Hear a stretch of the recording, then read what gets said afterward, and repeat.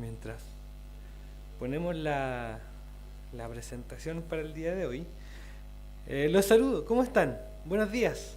¿Mucho frío? ¿Cómo está el cuerpo post 18?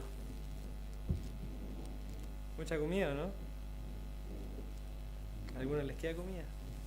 Dicen por ahí.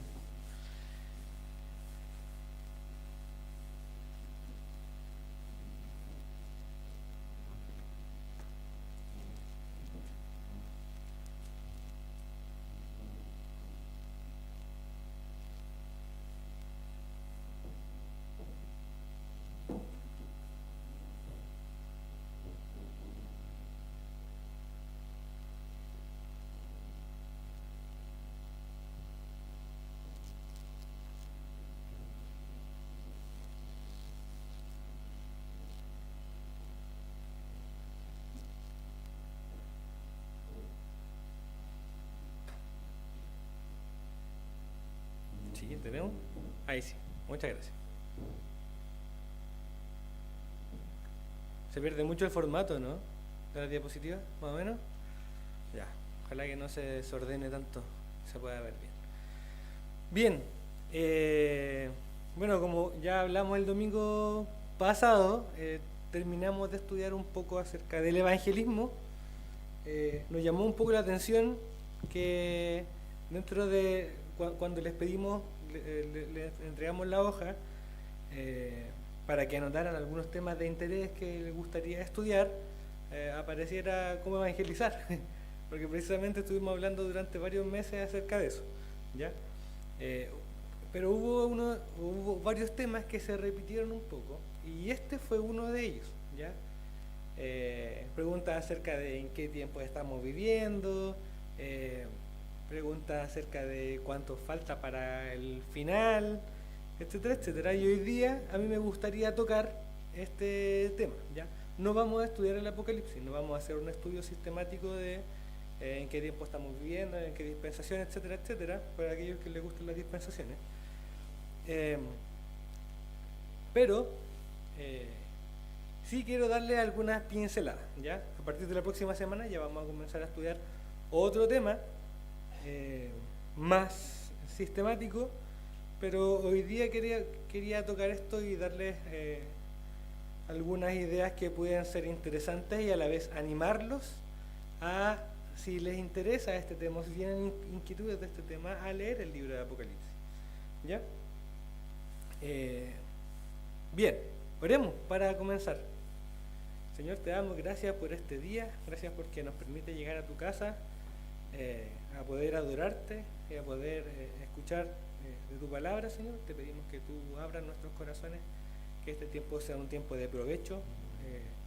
Te pedimos que podamos tener una mente y un corazón humilde para escuchar lo que tú nos tienes que decir, Señor. Y que a través de este tiempo también podamos recordar que hay esperanza, que tú eres un Dios que venciste la muerte, no solamente venciste la muerte, venciste el pecado, Señor, sino que también un día no muy lejano vas a volver por tu iglesia y vas a finiquitar toda la obra que tú comenzaste, Señor. En el nombre de Jesús, amén.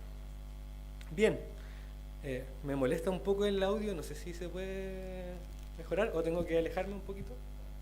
¿Al revés? Hola, hola. Sí, sí. Ah, sí. Ya. Bien.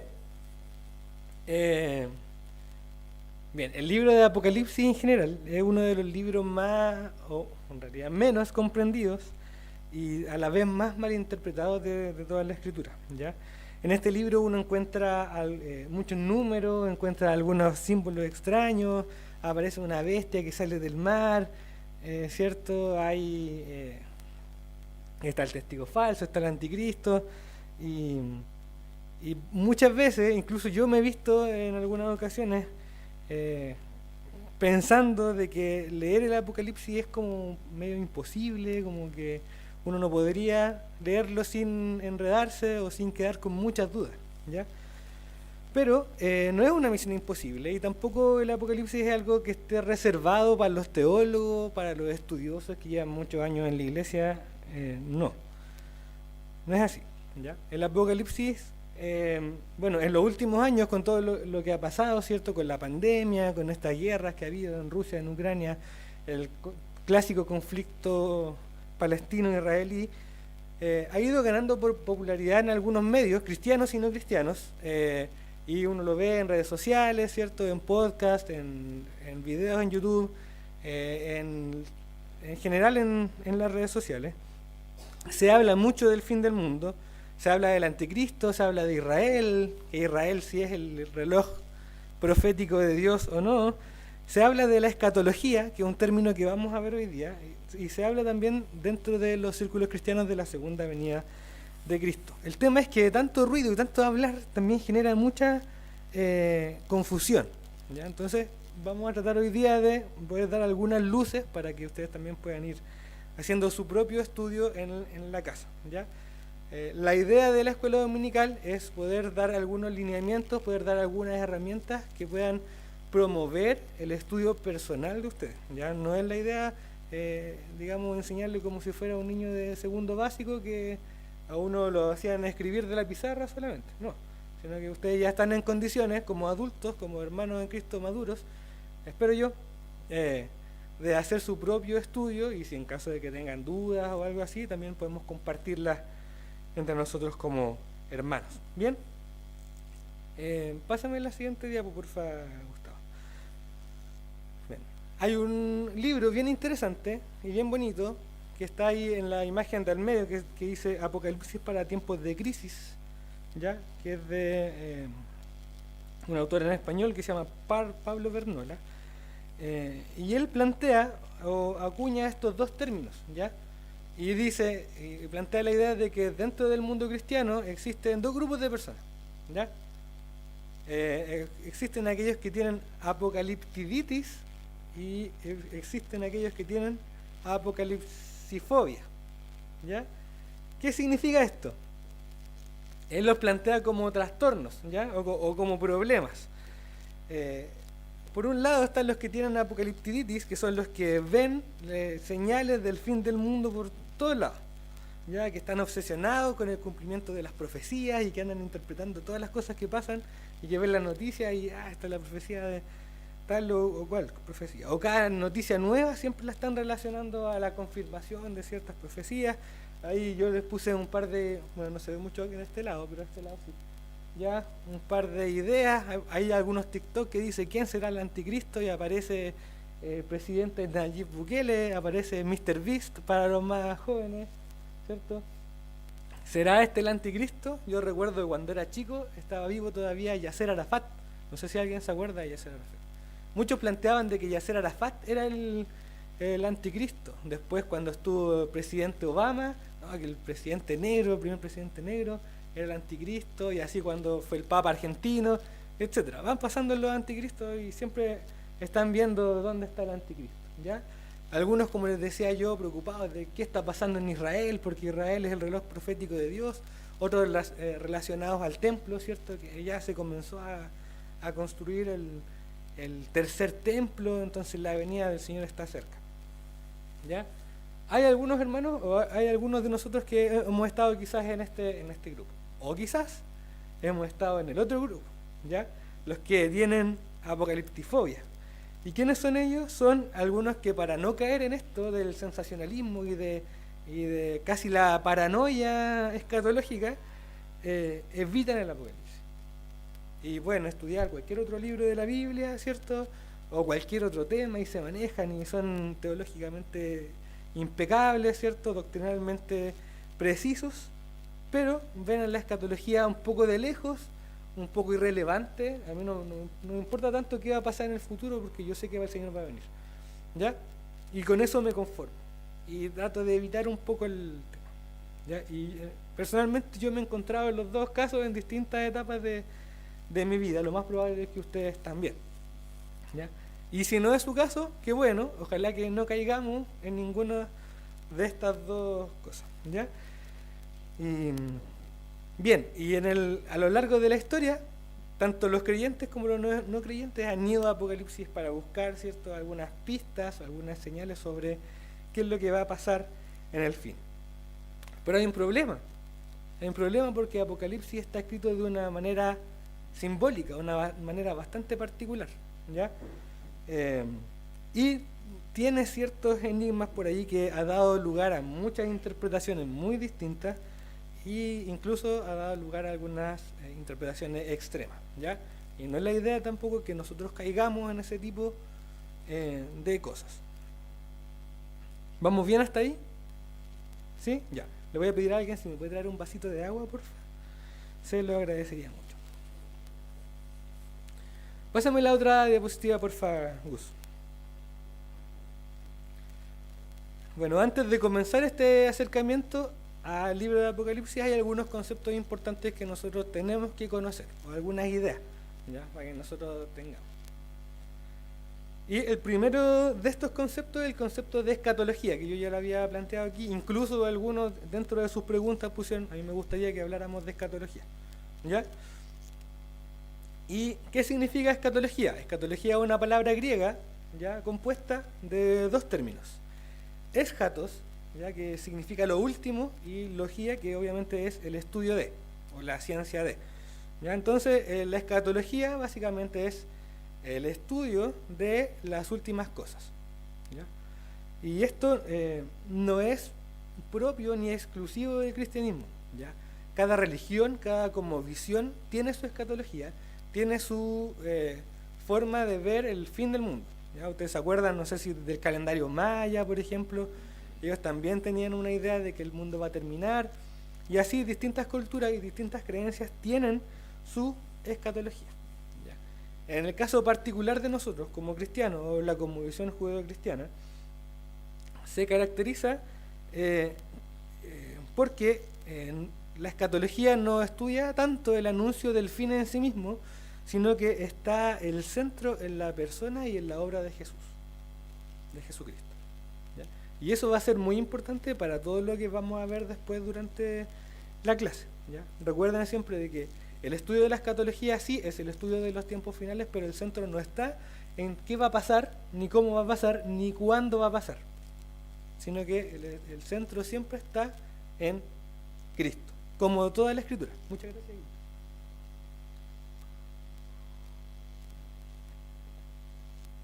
El segundo término es el término Apocalipsis, ya que es el nombre del libro, digamos, propiamente tal de la Biblia en español. ¿Ya? Y Apocalipsis también es un concepto griego que significa ni más ni menos que revelación, que revelar algo, ¿ya? Y revelar, como la palabra dice, es sacar el velo o poder descubrir cuál es la verdadera esencia de algo, ¿ya? De hecho, el libro en inglés significa, o sea, se conoce como revelación, ¿ya? No se llama Apocalipsis, se llama revelación. Y es lo que dice el versículo 1 de Apocalipsis en la primera parte, ya que dice: la revelación de Jesucristo que Dios le dio para manifestar a sus siervos las cosas que deben suceder pronto. Y sigue, y ahí comienza, ¿cierto?, el libro. Y el tercer concepto es el concepto de apocalíptica, entendido como un género literario, ¿ya? Como una forma de escribir. Así como existe el género literario poético, ¿cierto?, la forma de escribir poesía, así como existe el género narrativo, así como existe género dentro del audiovisual, ¿ya? Existe también un género literario que se llama el género apocalíptico. Y tiene ciertas características, ¿ya? Y tiene cierto origen. Este género literario fue parte de un movimiento teológico y sociopolítico, ¿ya? Dentro del contexto del judaísmo, más o menos, del judaísmo del segundo templo, es decir, más o menos unos 300 años antes de Cristo hasta unos 300 años después de Cristo, para que tengan más o menos una idea. Y esta literatura florece en un contexto de opresión y de hostilidad, ¿ya? Y esto va a ser muy importante para lo que vamos a ver al final. El tema es que cuando abrimos la Biblia, generalmente nosotros, o mentalmente nosotros podemos comparar lo que estamos leyendo con alguna idea que nosotros tengamos en la cabeza. Por ejemplo, si nosotros nos vamos a los libros de Josué o Reyes, donde están las guerras, ¿cierto? Nosotros ya tenemos una idea de qué significa una guerra porque hemos leído o Historia de Chile o Historia Universal o hemos visto películas de guerras de tiempos antiguos, ya tenemos una idea más o menos de qué es lo que es, ¿ya? O si vamos, por ejemplo, a Cantares, donde estamos viendo el amor romántico, nosotros podemos asociarlo a alguna canción, ¿cierto? Romántica, bonita. O, por ejemplo, si vemos las cartas de Pablo, de Pedro, de Juan a la iglesia, a los hermanos, también podemos asociarlo, es algo que nosotros conocemos, sabemos cómo una carta, cómo una estructura, qué cosas tiene adentro, ¿cierto?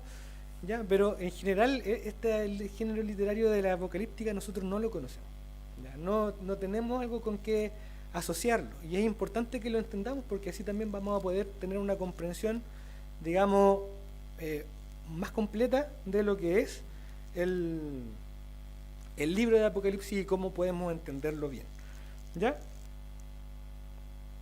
Entonces, como les decía yo, la literatura apocalíptica nació en un tiempo de opresión, donde el pueblo de Israel estaba oprimido y los creyentes estaban desamparados, ¿ya? Entonces ellos se preguntaban, se preguntaban acerca de Dios, se sentían desamparados por Dios. ¿Dónde está Dios? ¿Por qué se demora? ¿Por qué no actúa?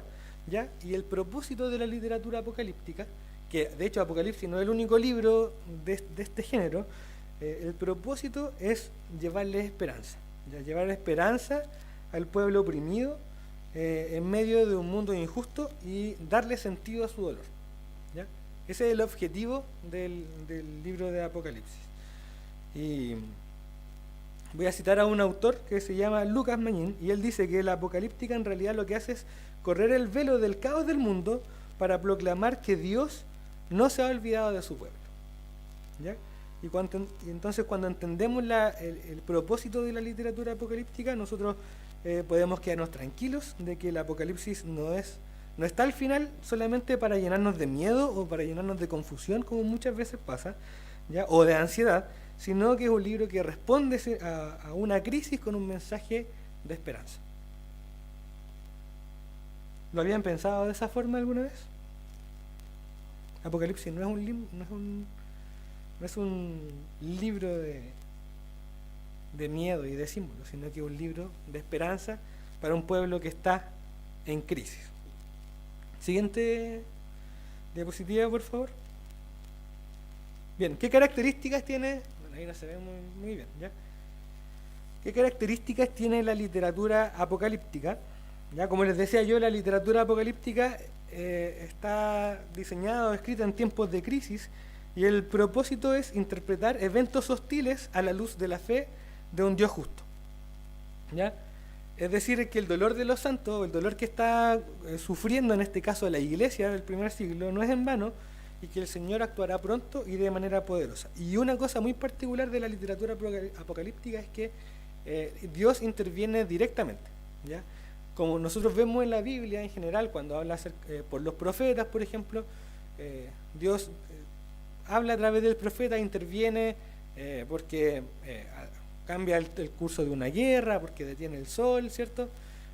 Obra de esa manera, pero ahora es Dios quien aparece y, por decirlo así, rasga el cielo y dice, yo soy el que hago las cosas, ¿ya? Esa es como una característica muy particular, ¿ya? Y el punto es que al final toda confusión termina y todo va a quedar resuelto y claro a través del poder de Dios. También como característica tiene esto del dualismo, del determinismo y del pesimismo, ¿ya? ¿Y qué es? Bueno, el contexto de crisis y la intervención poderosa de Dios no deja lugar a áreas grises, ¿ya? Todo es blanco o negro, ¿ya? Y se ve mucho esta dicotomía dentro del libro de Apocalipsis, y uno lo puede ver, porque no eres frío ni caliente, te vomitaré de tu boca, la dualidad entre el cordero y la bestia, esta tensión que hay, ¿cierto? Y a diferencia de literatura sapiencial, como podría ser Proverbios o como podría ser Eclesiastés, a la apocalíptica no le interesan los matices, ni la complejidad de la vida, ni los detalles, sino que no hay medias tintas, y no hay esperanza en que la cosa mejore. Por eso es que se dice cuando hay películas apocalípticas, porque todo va mal, ¿cierto? Ya en el Apocalipsis también es calamidad tras calamidad, ¿ya? Las cartas ya están echadas, y eso es lo que significa el determinismo, ¿ya? Y cuando Dios, con la idea de que cuando Dios se revele, el mundo va a ser juzgado. Eso es muy característico también de la literatura apocalíptica. Otra cosa también característica de la literatura apocalíptica es la presencia de un intérprete o de un mediador. Y eso lo vamos a ver bastante dentro del libro de Apocalipsis, cuando el ángel le habla, ¿cierto?, a Juan, o cuando uno de los 24 ancianos también, creo que en el capítulo 5, le habla a Juan y le dice, mira para allá, mira para acá. Ya eso también es muy característico, esa figura también es muy característica de la literatura apocalíptica. ¿Ya? Este mediador generalmente es un ser sobrenatural, ya en el caso un ángel. Y lo otro importante de la literatura apocalíptica es que es una literatura de imaginación, ya que apela a los sentidos. Dentro del libro, cuando uno lee el relato de Juan, dice, vi cierto tal cosa, o a veces, por ejemplo en el versículo 12 del capítulo 1, o oí cierto el estruendo, oí la trompeta, siempre está apelando a que el lector del libro de Apocalipsis, o al receptor del libro, también se involucre desde el punto de vista de los sentidos. ¿Ya? Hay experiencias del olfato, ¿cierto? Hay experiencias de olor agradable y de olores desagradables dentro del libro. También hay experiencias del gusto, cuando Juan come el rollo, ¿cierto? Y tiene un sabor amargo y después en la guatita como que tiene un sabor mejor. ¿Ya? Y también hay experiencia a través del tacto, ¿ya? Como por ejemplo cuando el mismo Jesús toca al relator. ¿Ya? Y eso lo que busca es poder tener esta imaginación, llevar al lector a poder desarrollar su imaginación, a poder incluir su imaginación dentro de lo que está escuchando. ¿Ya? La otra característica importante es que y dentro de eso mismo se hace una diferencia con los otros libros del Nuevo Testamento, donde vemos cartas en general muy racionales, ya donde hay un argumento lógico que se sigue a través de toda la carta. Si uno estudia Romanos, si uno estudia Efesios, si uno estudia Gálatas, ves que hay un contexto y hay una situación, y Pablo, por ejemplo, trata esa situación. O ves, por ejemplo, Pedro, que también está hablando a hermanos que están siendo perseguidos, pero va con un argumento muy racional. ¿Ya? El libro de Apocalipsis está escrito de una manera distinta. ¿Ya? No quiere convencernos a través de argumentos lógicos. ¿Ya? Él quiere involucrarnos en esta experiencia que está teniendo a través de la revelación. Y por eso es que busca a través de los sentidos cautivar no solamente la mente, sino que el corazón del lector, con la idea de tener esperanza, de tener consuelo y de desafiar al lector. ¿Ya? El punto número 5, característica número 5, es que las visiones no son necesariamente ni literales ni predictivas. Y eso también es muy importante, porque a veces creemos que tomar las cosas de forma literal es la forma más fidedigna o más piadosa de leer la Biblia, pero no siempre es así. ¿Ya? Es importante leer cada porción de la Escritura según la intención con la que se escribió. Por eso es importante entender qué intención tiene el autor a la hora de escribir el Apocalipsis. ¿Ya?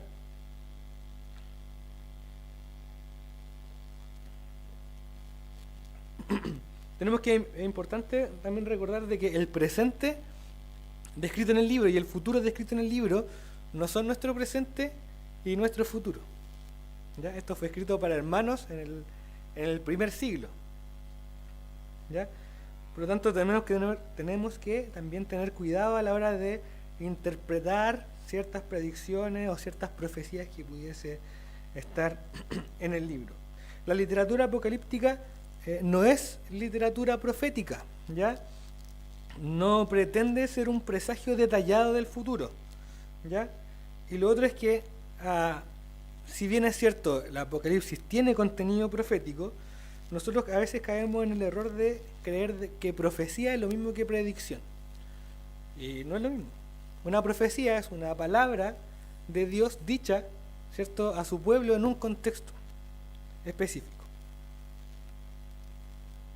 ¿Ya?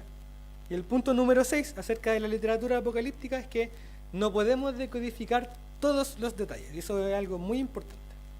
Y es algo también muy liberador para nosotros como cristianos. Nosotros no tenemos la capacidad de decodificar o de entender o de descubrir todos los detalles que aparecen en el Apocalipsis, ¿ya? Pero sí tenemos la capacidad de descubrir el mensaje general.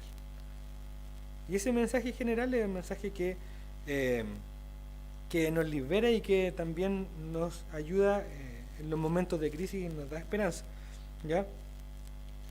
Es importante que más que mirar la pincelada podamos mirar y perdernos en los detalles, podamos mirar el cuadro general y tener la idea completa de lo que quiere transmitir el libro. Hay muchas cosas que incluso después de 2000 años todavía no entendemos, seguimos sin entender y probablemente nunca vamos a entender, ¿ya?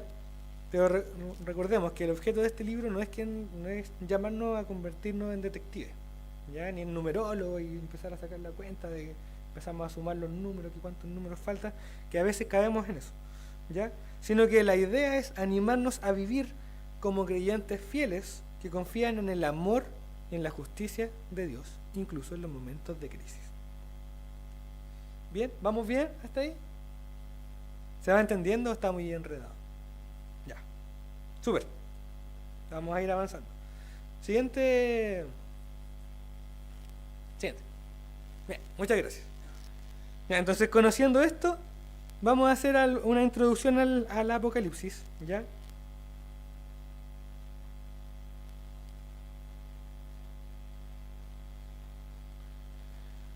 Bien, el Apocalipsis, ¿cierto? Se dice que tiene una estructura epistolar, pese a que entra dentro de la literatura apocalíptica, porque comienza como una carta, ¿ya? Y después tiene una carta a las 7 iglesias, ¿cierto? Y después al final tiene como una salutación, ¿cierto?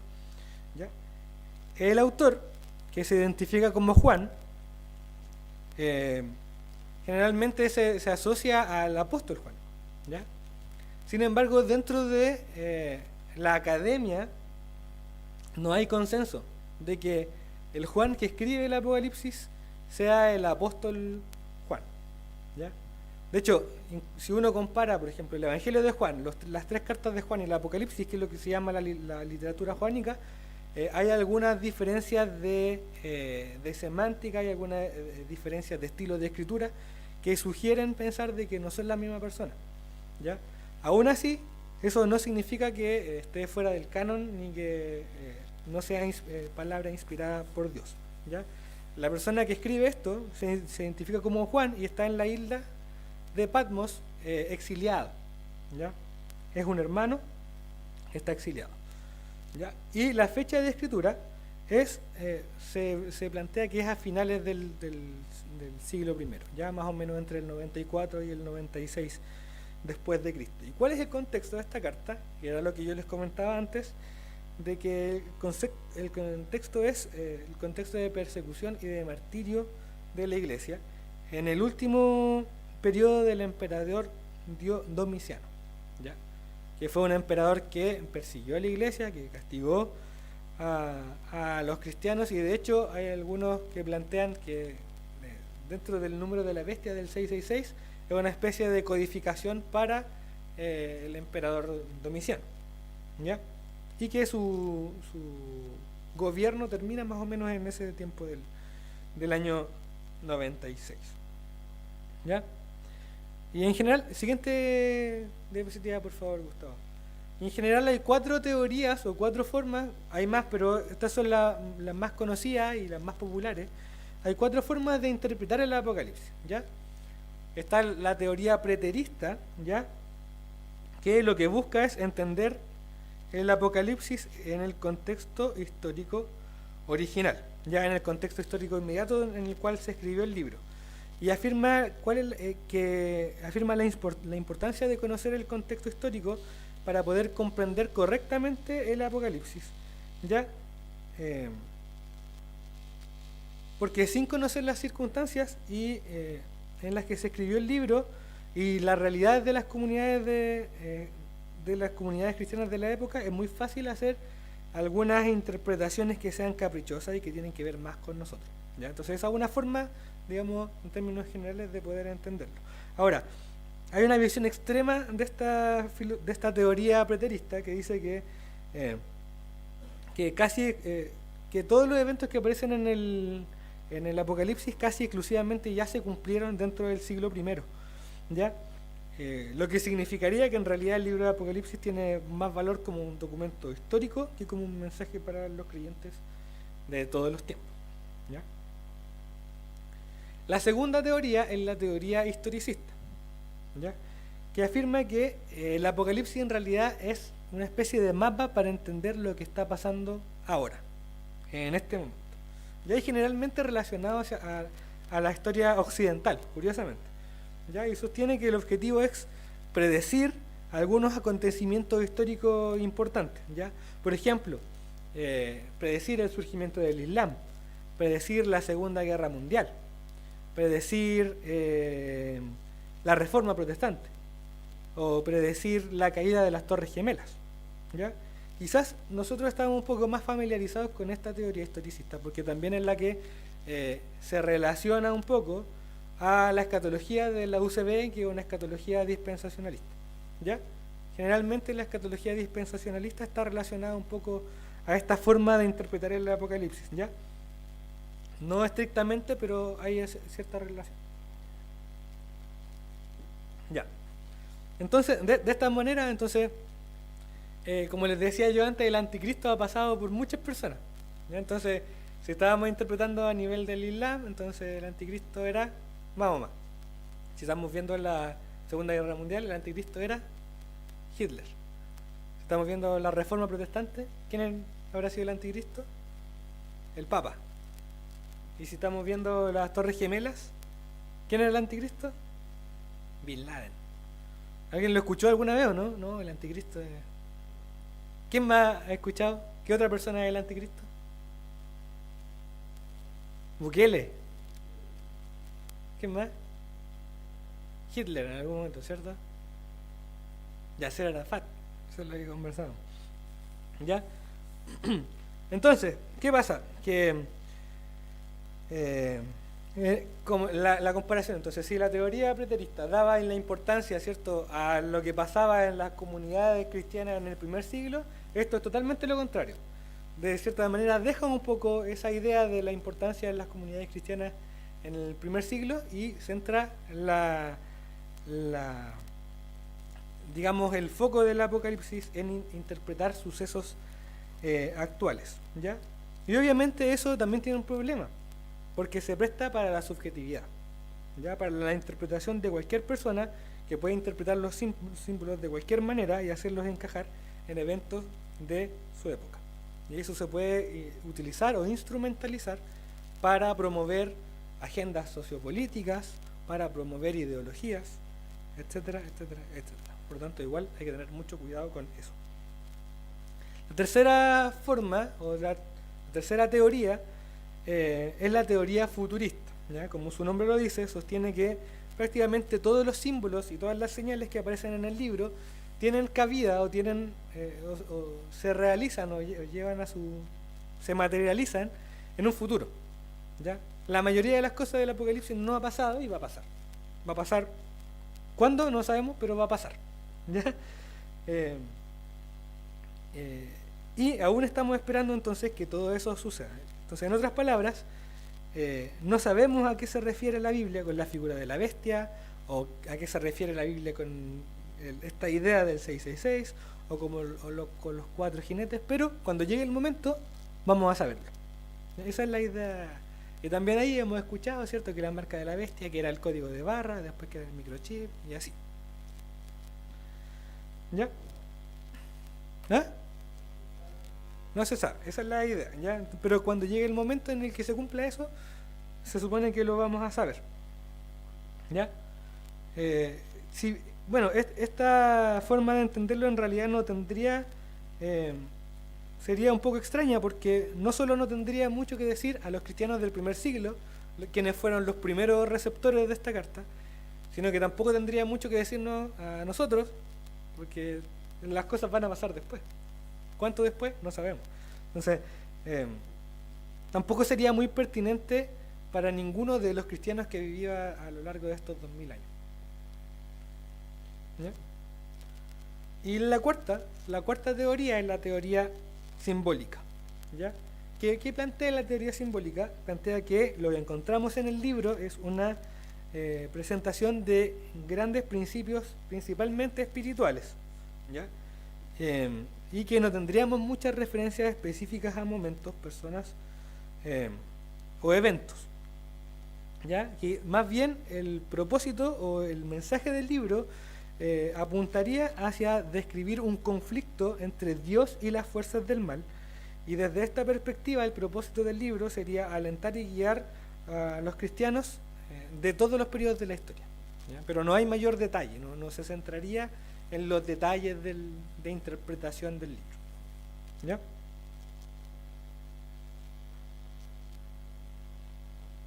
Bien, sabiendo eso, vamos a ver en la siguiente diapositiva algunas de las simbologías que aparecen en Apocalipsis o que son bastante comunes, como para que ustedes tengan una idea cuando lo vayan a estudiar, ¿ya? Generalmente la simbología de Apocalipsis está relacionada mucho al Antiguo Testamento, ¿ya? Y lo primero es la simbología o qué significan algunos colores, y siempre tienen relación a algo. Por ejemplo, el color blanco siempre está relacionado a la pureza y a la victoria, ¿ya? Y ahí aparece, ¿cierto? El cabello blanco, el caballo blanco, el trono blanco, ¿cierto? Siempre está, las vestiduras blancas siempre están relacionadas a lo que es la pureza y la victoria del Cordero. Yo anoté algunas citas, si quieren anotarlas, después pueden buscarlas para hacer su propio estudio, ¿ya? Hay harto que ver, entonces no quiero detenerme en buscar las citas, pero ahí las vamos a ir dejando, ¿ya? Generalmente el color rojo está relacionado a lo que es sangre, a lo que es muerte y a lo que es violencia, ¿ya? Como por ejemplo el caballo, el jinete rojo, ¿ya? Que aparece ahí en el capítulo 6, versículo 4. Y el negro, el verde y el amarillo también está relacionado siempre a desgracias, a hambre, a enfermedad o a plaga, ¿ya? Siempre los colores están relacionados a ese tipo de cosas. Pero no solamente hay colores, sino que también hay números que se repiten bastante dentro del libro de Apocalipsis, ¿ya? El clásico, o el que más se repite, es el número 7, ¿ya? El número 7 está relacionado a la cifra divina, está relacionado a la perfección, y podemos ver que se repite mucho dentro del libro de Apocalipsis. Tenemos las 7 iglesias, tenemos los 7 candelabros, tenemos las 7 estrellas, tenemos las 7 antorchas, tenemos sellos, tenemos cuernos, ojos y aspectos, tenemos 7 ángeles y 7 trompetas, tenemos 7 truenos, tenemos 7 cabezas, tenemos 7 plagas, tenemos 7 copas, tenemos 7 colinas y reyes, ¿ya? Harto 7, ¿ya? Está relacionado con la perfección o con la cifra divina, en este caso casi siempre relacionado, en el caso de las trompetas y todo eso, al juicio de Dios, ¿ya? En el caso, bueno, como el 7 es la perfección, el caso del 3,5, la mitad de 7, es totalmente lo contrario, ¿ya? Es la imperfección, ¿ya? Y el 3,5, al igual que los 42 meses o los 1260 días, que en este caso serían la mitad de 7 años, también siempre está relacionado a la imperfección. Lo mismo que el número 6, que es 7 menos 1. Siempre que esté nombrado este tipo de números, 3,5 o 42 meses o 1260 días, o el número 6 es siempre relacionado a la imperfección, es decir, al opuesto a la perfección de Dios, ¿ya?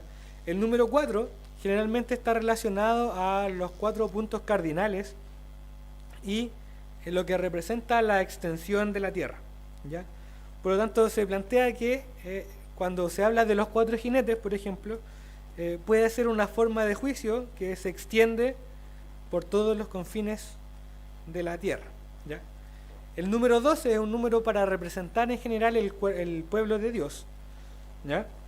De ahí que en la Nueva Jerusalén hay 12 puertas con los 12 nombres de las 12 tribus de Israel, y hay 12 piedras con los 12 nombres de los 12 apóstoles del Cordero, ¿ya? Hay 24 ancianos, que es 12 más 12, ¿ya? Que son los que se sientan en los 24 tronos. Y también está el número 1000, que se repite bastante y que representa o tiene la idea de una cantidad inmensa de lo que sea, ¿ya? Por ejemplo, los 1000 años del reino, ¿ya? Muchos años. Y el otro número que es particular en el Apocalipsis es el número de los 144.000, ¿cierto? 144.000 sellados, que también está relacionado al pueblo de Dios, porque 144.000 es 12 por 12 por 1000, ¿ya? Entonces, la idea es que es el inmenso número del pueblo de Dios, ¿ya? Como para que tengan más o menos una idea cuando vayan leyendo el libro de Apocalipsis. ¿Ok? Ya. Entonces ahora les quiero mostrar en la siguiente diapositiva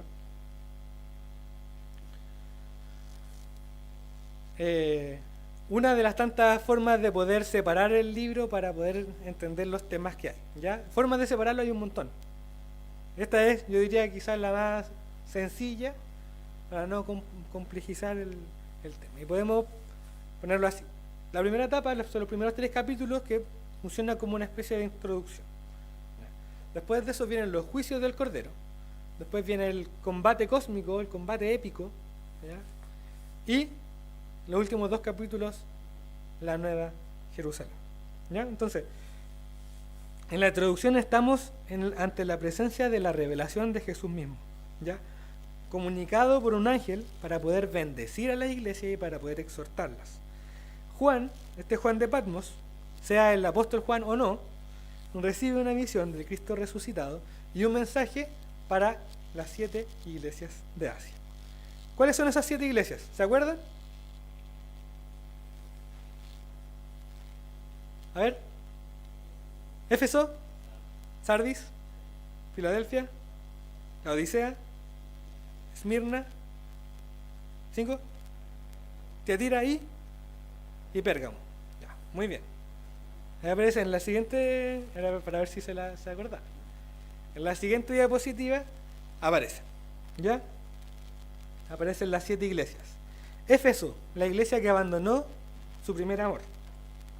Esmirna, la iglesia perseguida. Pérgamo, la iglesia que necesita arrepentirse. Tiatira, la iglesia que tolera una falsa enseñanza. Sardis, la iglesia dormida. Yo siempre me acuerdo de Sardis porque en un tiempo estudiamos el Apocalipsis cuando éramos chiquititos. Y me acuerdo que había una imagen de los libros. Tenemos que haber estado, creo que con la tía Rosita en primario. Y aparecía un ataúd relacionado a la iglesia de Sardis, como si estuviera muerta o dormida. Bueno, Filadelfia, la iglesia que es la iglesia que persevera, y Laodicea, que es la iglesia tibia, ¿ya? Y la estructura de estas cartas a las iglesias sigue más o menos el mismo patrón, ¿ya? Siempre hay una descripción de Cristo, ¿ya? Escribe el ángel a la iglesia, yo que soy, ¿ya? Después viene una evaluación de la iglesia, tú que eres, papá, que has hecho esto, que has dejado de hacer esto, otro, ¿ya? Y después viene el llamado de Cristo hacia la iglesia, ¿ya? Y después de ese llamado viene la fórmula. La fórmula se repite en todas las cartas, y es: el que tenga oídos para oír, oiga lo que el Espíritu le dice a las iglesias, ¿ya? Y termina con una promesa. Todas las cartas terminan con una promesa y sigue más o menos la misma estructura, ¿ya? Es muy interesante, es muy bonito estudiar el mensaje a las iglesias, ¿ya? Podría ser un desafío interesante para ustedes si les interesa estudiar el Apocalipsis, ¿ya? Después de la introducción vienen los juicios del Cordero, ¿ya? Y también aquí hay una parte muy bonita. Y esa sí le voy a pedir que la busquemos y la leamos.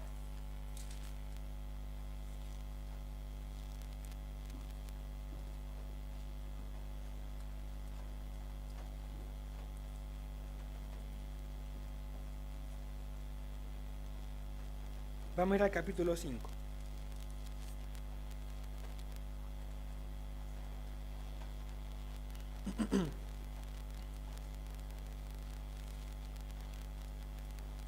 Y fíjense qué distinto es leer el Apocalipsis a leer una carta a los romanos, una carta a los efesios, a los corintios. Miren cómo el autor involucra o relata de una manera que nosotros vamos haciéndonos una idea de lo que está pasando. Y dice así: y vi en la mano derecha del que estaba sentado en el trono un libro, escrito por dentro y por fuera, y sellado con 7 sellos. Y vi un ángel fuerte que pregonaba a gran voz: ¿quién es digno de abrir el libro y desatar sus sellos? Y ninguno, ni en el cielo, ni en la tierra, ni debajo de la tierra, podía abrir el libro, ni aún mirarlo.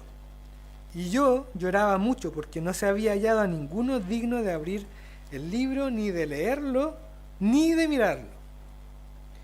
Y uno de los ancianos me dijo: no llores, he aquí que el león de la tribu de Judá, la raíz de David, ha vencido para abrir el libro y desatar a sus 7 sellos. Es decir, el anciano va y le dice a Juan: no llores, tranquilo, viene el león de la tribu de Judá, fuerte. Entonces uno, ¿qué significa? ¿Qué se imagina? Que va a encontrar, ¿cierto?, un ser imponente que viene a abrir el sello, porque él es el único digno. Y dice el versículo 6: y miré y vi en medio del trono y de los 4 seres vivientes y en medio de los ancianos que estaba de pie, ¿qué cosa? Un cordero, como inmolado, que tenía 7 cuernos y 7 ojos, los cuales son los 7 espíritus de Dios enviados por toda la tierra. Entonces, Juan se estaba haciendo una idea de que venía un ser muy potente, y cuando mira, el que era digno era un cordero inmolado. Y ese cordero vino y tomó el libro y abrió los sellos. Y ahí es donde comienza esta parte de los juicios del cordero, ¿ya? Cuando se abre el rollo se desatan estas 3 series de 7, ¿ya? Los 7 sellos, primero, y cada apertura de cada sello trae catástrofes naturales y juicios de Dios sobre el mundo. Y cuando se abre el último sello, comienza la serie siguiente, es decir, las 7 trompetas que tienen los 7 ángeles, ¿ya? Y cada trompeta nuevamente va aumentando la intensidad del juicio de Dios sobre toda la creación.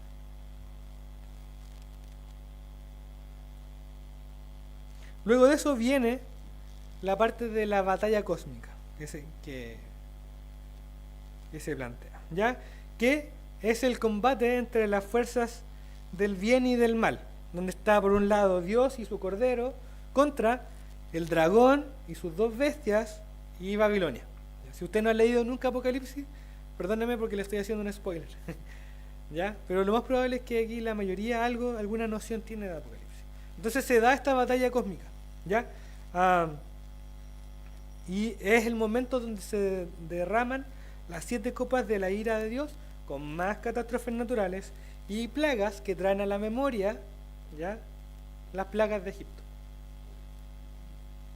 Entonces, en esta batalla cósmica, Dios vence a cada uno de sus enemigos. Primero, vence a Babilonia la Grande, ya que simboliza la enemistad contra el pueblo de Dios. De hecho, para los cristianos del primer siglo, Babilonia la Grande era como un código, o Babilonia era como un código para referirse al Imperio Romano, ¿ya? Después de vencer a Babilonia la Grande, Cristo entra montado en un caballo blanco, de nuevo blanco, recuérdense, victoria, pureza, y derrota a las 2 bestias y las echa al lago de fuego. Y después de eso, derrota al dragón, es decir, a Satanás, que es otra de los simbolismos que hay siempre. La serpiente y el dragón simbolizan a Satanás. Derrota al dragón y lo encierra por 1000 años, ¿ya?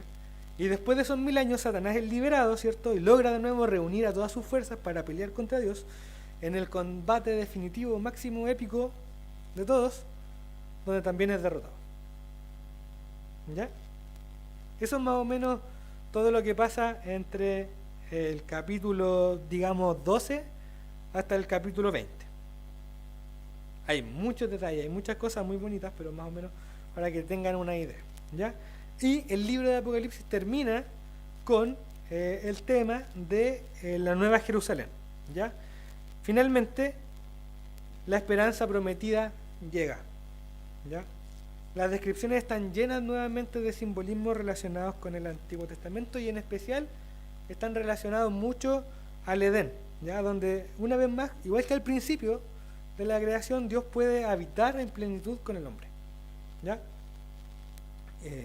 Y en esta parte de Apocalipsis lo que hace finalmente es nos invita a esperar activamente lo que es el cumplimiento de las promesas de Dios, y por eso es que los cristianos, no solamente ahora, sino que durante 2000 años seguimos repitiendo las palabras de Juan cuando dice, amén, sí, ven Señor Jesús.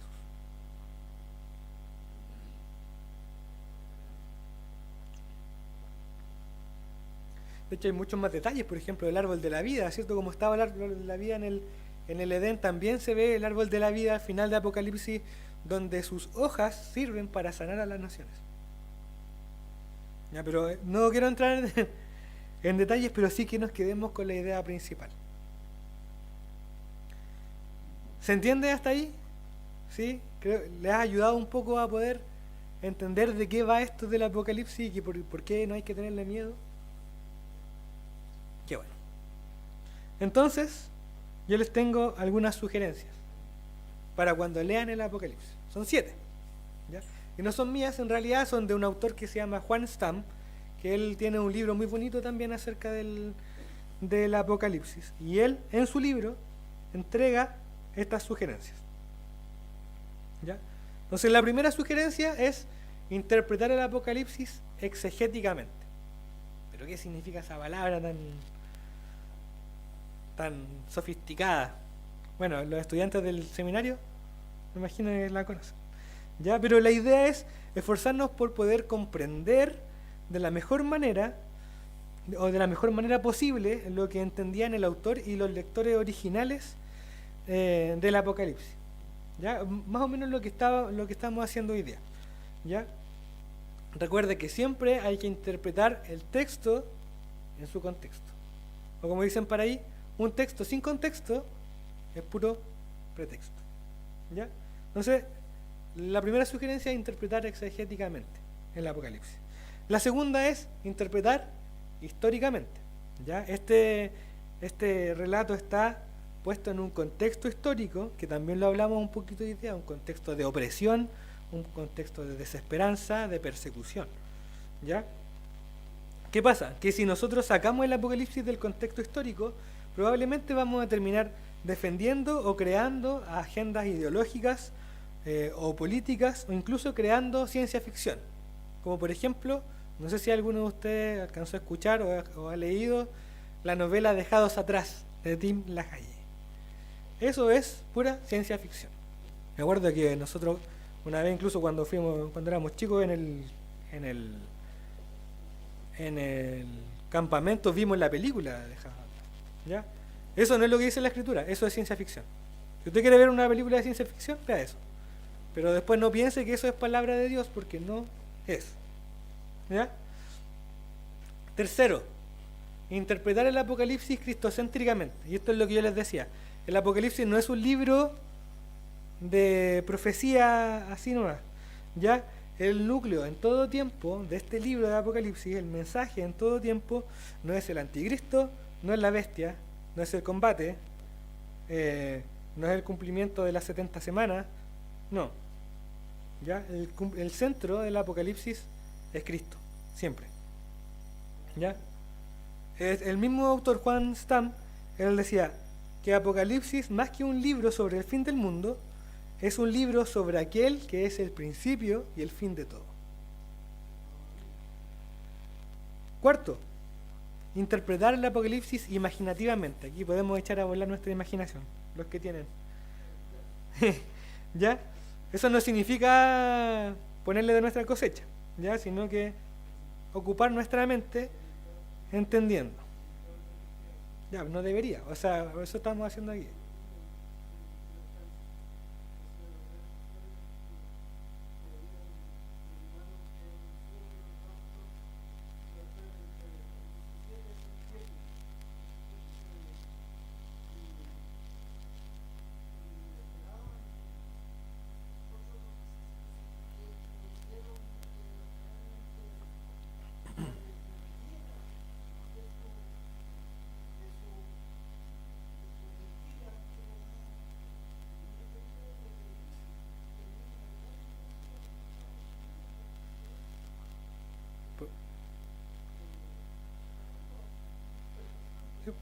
Por eso es importante no ser pasivos en esto y poder entender bien y poder tomar tiempo para poder leer y conocer lo que realmente dice el Apocalipsis. ¿Ya? Recordemos que la literatura apocalíptica no es una literatura de argumentación lógica, ¿ya? Aquí no funciona igual que otro tipo de literatura que hay en la Biblia, ¿ya? Es más bien un género poético, ¿ya? Y por lo tanto lo que busca es llamarnos a la acción, es despertar nuestra imaginación, nuestra mente, incluso como vimos nuestros sentidos, pero para llevarlos a la esperanza de nuestro Dios y su justicia efectiva, ¿ya? Entonces hay que interpretar imaginativamente. Después, interpretar el libro de Apocalipsis pastoralmente, ¿ya? Este es un libro, Apocalipsis es un libro hecho o escrito para consolar y para llevar esperanza, no me voy a cansar de decirlo, ¿ya? A una comunidad en crisis, ¿ya? Juan estaba exiliado, era un compañero de sufrimiento de las personas que recibieron esta carta en primera instancia, y se la escribe para recordarles que el verdadero vencedor de la historia es Cristo, ¿ya? No lo hace para confundirlos con visiones, no lo hace para llenarlos de miedo ni de ansiedad, sino que para alentarlos a perseverar en su fe. Y eso es lo que tiene que provocar el libro de Apocalipsis en nosotros. No tiene que llenarnos de miedo ni de ansiedad, no. Tiene que alentarnos, tiene que darnos ánimo, sabiendo que cualquier cosa que nosotros suframos aquí, el Señor venció y va a venir y va a vencer de nuevo. Venció y vencerá, ¿ya? Lo penúltimo es interpretar Apocalipsis prácticamente, ¿ya? Es decir, que esto tiene que llevarnos a la acción. O sea, si tú después de leer Apocalipsis te quedas atrapado en las especulaciones, como decía el hermano Carlos, o te quedas atrapado en los símbolos, o te quedas atrapado en los anticristos, ¿ya? Entonces no entendiste nada de Apocalipsis, ¿ya? Porque no se trata de eso. Al contrario, debería llevarnos a un compromiso mayor con el Señor, ¿ya? Un compromiso más serio, ¿ya? Más profundo, incluso en medio de nuestras crisis personales, incluso en medio de nuestras crisis familiares, incluso en medio de las crisis sociales que nosotros vivimos. O sea, hace 5 años vivimos un estallido social en nuestro país. Bueno, el Apocalipsis debería llevarnos a un compromiso más profundo con el Señor, incluso en medio de esa crisis. Después tuvimos una pandemia, ¿ya? Y la pandemia no es el cumplimiento de una profecía. No, eso no es lo importante. Lo importante es conocer más a Cristo, ¿ya? Y el Apocalipsis bien entendido nos lleva allá, nos lleva a comprometernos más con el Señor, ¿ya? De hecho, eso es lo que dice en Apocalipsis, el versículo 3 del primer capítulo de Apocalipsis. Dice: bienaventurado el que lee y los que oyen las palabras de esta profecía y guardan las cosas que en ella están escritas, porque el tiempo está cerca. Es decir, esto no es solamente de entender y decir, ya está pasando esto, entonces va a pasar. No, esto se guarda, se lleva a la práctica, tiene que llevarse a nuestra vida diaria. El Apocalipsis no es solamente conocimiento ni literatura poética para conocer, no. Esto tiene que llevarnos a nosotros a la acción, ¿ya? Y lo último es interpretar sinópticamente.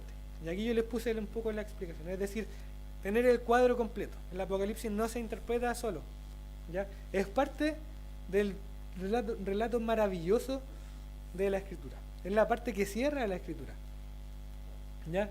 Y que, si ustedes se fijan, tiene mucha relación con el Génesis, ¿ya? Entonces tenemos que integrar todas las partes a una lectura general y nunca olvidar el cuadro completo, ¿ya? Y que al igual que el libro de Apocalipsis, el cuadro completo tiene como centro uno solo: Cristo, ¿ya? Así que, hermanos, los animo a poder leer el libro de Apocalipsis bajo esta mirada. No tengan miedo de que las cosas que aparecen ahí ni las profecías, ¿ya? Tengamos la confianza de que nuestro Dios es el Dios que vence, ¿ya? Y lo último que quiero compartir con ustedes es una frase de un autor que probablemente algunos de ustedes lo conozcan, que se llama Philip Yancey, que tiene libros muy buenos. Yo les recomiendo un libro de él que se llama Desilusión con Dios, muy bueno. Probablemente el Jonah lo tenga en la librería, y si no lo tiene, que él se lo puede conseguir. ¿Ya? Hablando acerca del Apocalipsis, Philip Yancey dijo lo siguiente: se nos dan realmente pocos detalles acerca del mundo futuro. ¿Ya? Solo, esto es irónico, solo la promesa de que Dios demostrará que vale la pena confiar en Él. Amén. Y con eso quiero dejarlo, hermano. Que veamos cuál es la esperanza que está en el libro de Apocalipsis, que no es un libro para tenerle miedo, ni para estar, ¿cómo se llama? Ansioso, ni... se me fue la palabra ahora. Es como de estar perseguido con lo que está pasando. ¿Ya? Nuestra esperanza está en Cristo, no en las cosas que están pasando afuera. Así que mientras eso se mantenga así, y mientras el Apocalipsis nos lleve a estar más en Cristo, entonces estamos bien. ¿Ya? Muchas gracias.